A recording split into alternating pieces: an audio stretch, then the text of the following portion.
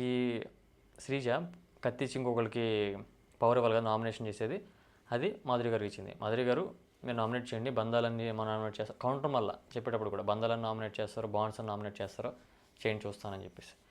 So తినేం చేసింది, direct Ritu nominate చేసింది. నువ్వు క్యాష్ మా టీంలో ఆడుతూ మా టీంలో అరేంజ్ చేసుకున్న క్యాష్ తీసుకెళ్ళి కళ్యాణ్ మన పవన్కి ఇచ్చామని చెప్పేసి. సో ఈ పాయింట్లో ఈ కేర్ వేసుకున్నారు అవన్నీ వివరించలేము ఇక్కడ. ఆ మాటలు, ఆ అరుపులు వాళ్ళకిలాగా అరిసి మనం వివరించలేము.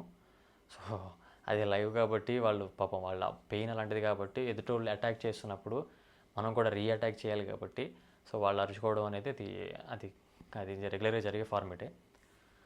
సో తను డిఫైన్ చేసుకుంది ఇది కాదు అది కాదని చెప్పేసి. ఇట్లా కొంచెం గొడవ జరిగింది ఇద్దరి మధ్య.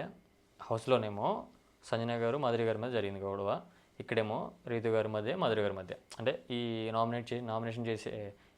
నామినేషన్లో తీసుకొచ్చే పాయింట్ల ప్రకారం జరిగిందనమాట. సో ఇందులో ఇది జరుగుతూ ఉండగా నామినేషన్ అయిపోయింది. ఎవరు, శ్రీజ ఇండైరెక్ట్గా మళ్ళీ ఎలా ఉంటుందంటే ఆ మంటను ఆరిపిన మంటను లేచిపోయేలాగా చేస్తుంది. జాతర చూసుకొని మళ్ళీ బయటికి వెళ్ళాక నీలకేసి కొడతారేమో, తెలుసు కదా డైలాగు. మాధురి గారు రీతుని నేను కానీ ఇక్కడ కానీ వదిలేసాను, బయట అయితే నీలకేసి కొట్టేదానని నిన్న మన జరిగిన ఆ టాస్క్లో కోపంలో అంది మాధురి గారు. మళ్ళీ అది గుర్తు చేస్తుంది ఇక్కడ శ్రీజ. అంటే పక్కాగా మాధురి గారి మీద అటాక్ చేయాలనే ఎజెండాతోనే శ్రీజ హౌస్లోకి వచ్చింది. నాకు అది అర్థమైంది. మాధురి గారు ఎట్లా నామినేషన్లో ఉన్నారు కాబట్టి మాధురి గారిని వదిలేసింది. లేదంటే డైరెక్ట్ రాగానే కళ్యాణ్ కాదు నామినేషన్, ఆవిడకి మాధురి గారే.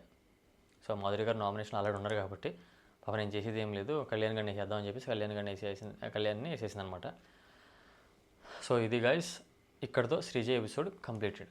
అక్కడికి 2 times ఎండింగ్లో కూడా వార్నింగ్ ఇచ్చాడు, మీకు కంప్లీట్ అయిపోతే హౌస్ నుంచి బయటకు వచ్చేసి అని చెప్పేసి బిగ్ బాస్ శ్రీజని వార్నింగ్ ఇచ్చాడు అనమాట.